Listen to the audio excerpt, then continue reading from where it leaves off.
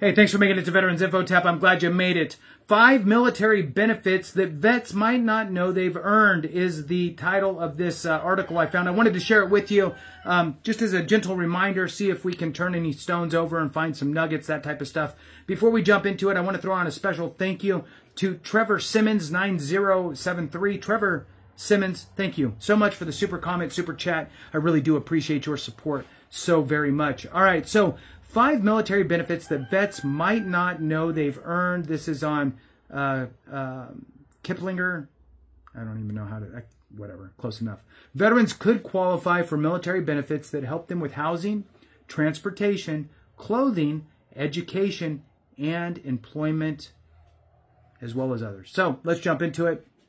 This is an older article, but it is an important one, I think, as just something to open our eyes up because we tend to forget things and all that. So it goes on here to say, when veterans separate from the armed forces, the U.S. Department of Veterans Affairs provides numerous benefits to ensure that they have the support they need to succeed in their civilian life.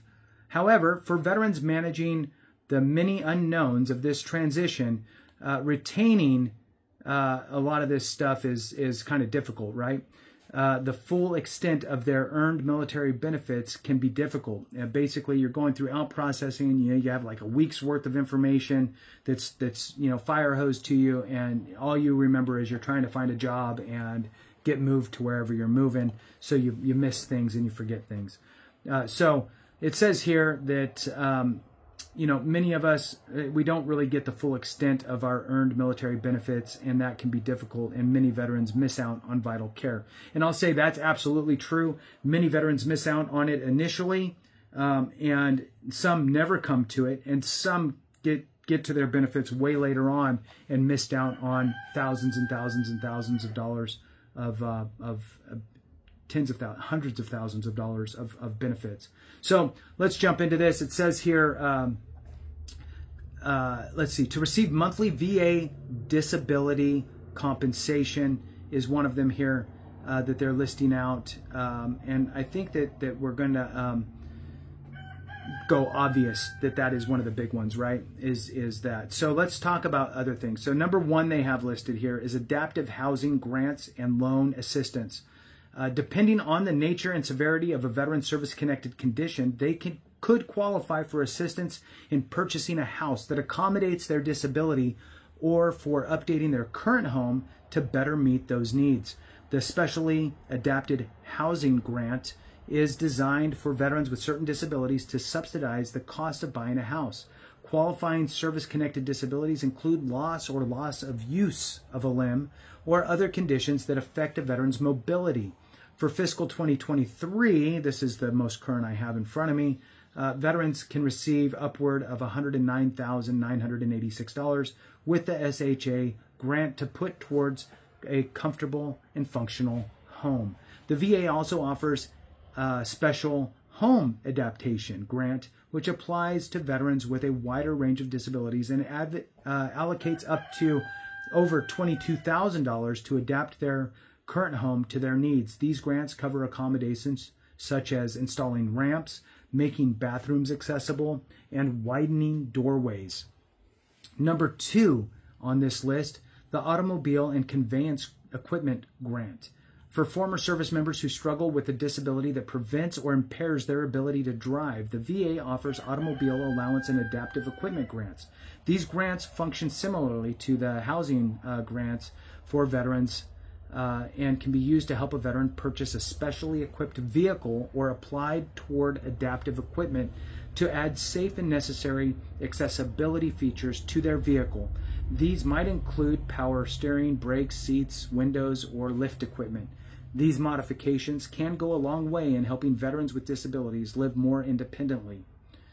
Number 3 on this list is the clothing allowance. Some veterans have difficulties that require the use of prosthetic or orthopedic equipment, such as a wheelchair, or skin conditions requiring medicines that damage clothing, right? Topical medicines.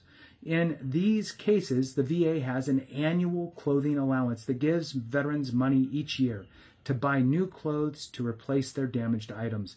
Continually replacing clothing damaged by your prosthetic or skin condition can be frustrating and expensive in the process. Applying for the annual clothing allowance gives veterans added help. Next one is number 4. Number 4 is the educational benefits and employment readiness. Many veterans are aware of GI Bill benefits that help cover the cost of higher education after separating from the military. However, the VA also offers personalized education and career counseling to help veterans successfully transition out of their service. Educational counseling can help veterans find a training program or field of study. Career counseling is available for those who are eager to enter the workforce but need guidance navigating the civilian job market. The program provides continual support, including academic and adjustment counseling, to overcome barriers that might limit a veteran's academic success. In addition, for veterans who have service-connected disabilities that limit their ability to work, the VR&E program, Veterans Readiness and Employment Program, helps them explore employment opportunities and pursue the necessary education and training to attain their desired career. I'm going to throw this out there, that if you have any amount of post 9/11 GI Bill remaining, any amount, your full amount, 1 month's worth, doesn't matter, you should absolutely apply for VR&E before you decide to utilize your post 9/11, because VR&E will essentially put you through a program if that's what's deemed necessary, and they have the ability to mirror your post 9/11 GI Bill housing allowance. So you can use VR&E, mirror that housing allowance, and preserve your post 9/11, which is important. All right, let's move on to number 5 here, the final one. Temporary disability rating increases. Huge, right? Increasing your VA disability rating is always important. So even for veterans with disabilities who are expected to improve, many are temporarily unable to work as they undergo surgery or hospitalization. In these cases, even if a veteran won't have a long-term disability rating, they can apply to get temporary increase in their rating while navigating their situation. If they are in a hospital for at least 21 days or immobilized following surgery for the last month or for at least a month, they can apply for a temporary 100% disability rating. This provides additional monthly VA compensation that affords the veteran time to heal. I'm telling you that a temporary increase from a 30% to a 100% is helpful. Take advantage of that. Thanks for watching. I appreciate you. Have a great one. And remember, if we don't take care of each other, something went wrong.